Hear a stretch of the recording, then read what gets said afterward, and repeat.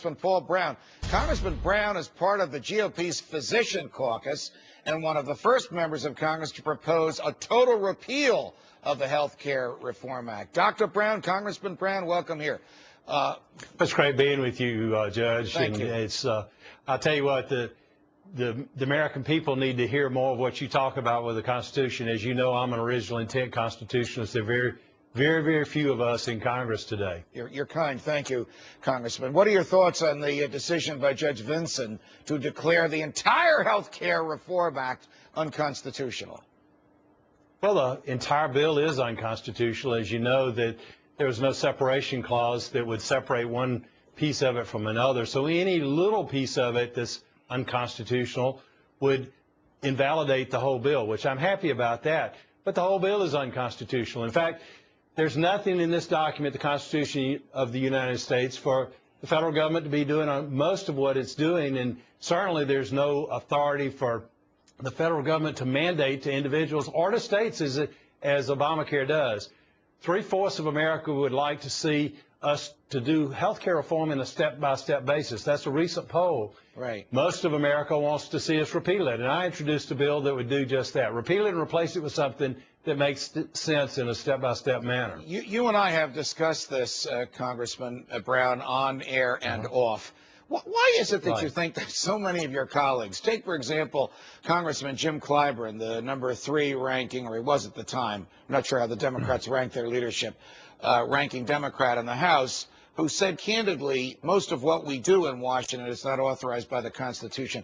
Why do you think your colleagues have that attitude, that they just want to cut as big a piece of the pie and send it home, and don't care about that document that you just held up, which every one of them has taken an oath to uphold? Well, you're exactly right. I think it's all about power and control. I think that a lot of people go to Washington with the idea that they know what's better for us than we do. And in fact, in the document, if you can see, the founding fathers believe very firmly in we the people, and we the people need to stand up and speak and say, enough is enough. There's enough of this big government. There's enough of the spending and the deficit and the debt that we are creating. There's enough of the federal government taking over our health care system, and we need to have our politicians to understand that Obamacare and the federal takeover of GM and Chrysler, of the bailout of the Wall Street bankers and things like that are totally against what the Constitution gives the federal government the authority to do. That's the reason why I said, go ahead. Congressman Brown, will you vote to raise the debt ceiling because of the Christmas tree ornaments that the Republican leadership will put on it to try and entice votes like yours? Or is now the time to draw a line in the sand and say enough is enough, the Ponzi scheme is over, we're not going to let the Treasury borrow any more money no matter what happens? Well, I'm leaning to vote no. I'll tell you, we need to stop the outrageous spending. I disagree with the governor who you just interviewed. And the thing is, I don't think we have to not pay our debts by saying no to raising the debt ceiling.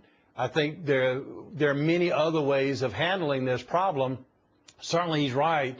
The debt ceiling is being pushed by the outrageous spending that Nancy Pelosi and company have pushed through Congress in the last really 4 years. In fact, George Bush was a big spender also, and Republicans and Democrats alike have been big spenders. They have not done what the Constitution requires in having a very limited government. The federal government under the Constitution in its original intent should only be doing the 18 things that Article 1, Section 8 gives us the authority to do. And Judge, as you and I have talked off camera before, I believe very firmly that God's right in Hosea 4:6 when he says, my people are destroyed for lack of knowledge. We have a tremendous lack of knowledge in this country, in the American people, about how much freedom and liberty we've lost. We have a tremendous lack of knowledge about the proper function of the federal government under the Constitution. There are very few original intent constitutionalists in Congress today. This last election gave us a bunch more. So I'm extremely excited. We've got to say no to this bigger government, no to this increased spending, no to Obamacare, no to the loss of freedom and liberty that we see going on. And so my inclination right now is to vote no. Congressman Broun, thanks very much for joining us. Thank you, sir. Think health care reform is jazz?